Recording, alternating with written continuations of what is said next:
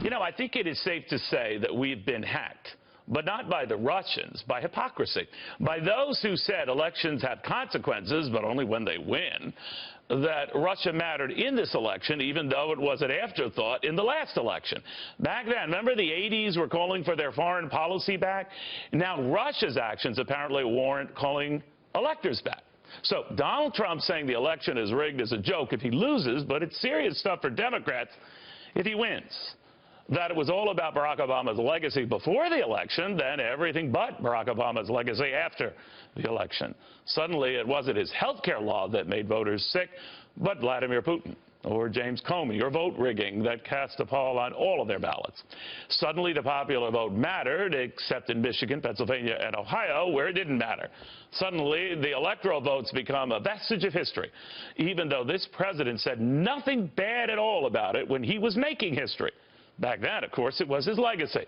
Today, more like a travesty. Back then, Americans were wise. Today, well, closer to idiots. Elections have consequences for those who like the consequences, but not at all for those who do not.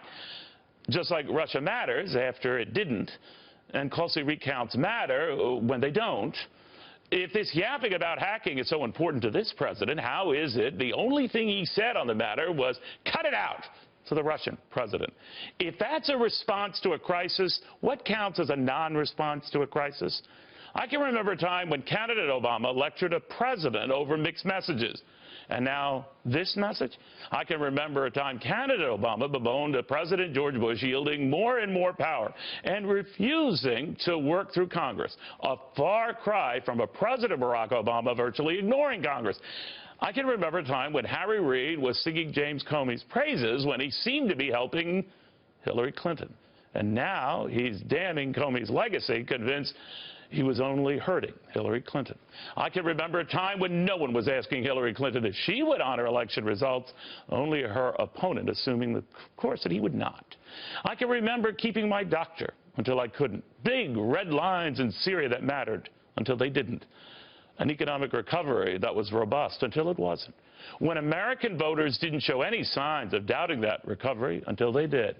They say the truth is something that is very hard, sometimes the toughest thing to take. They're wrong.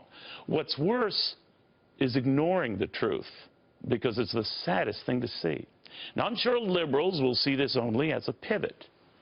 Me, it's enough to make me want to vomit.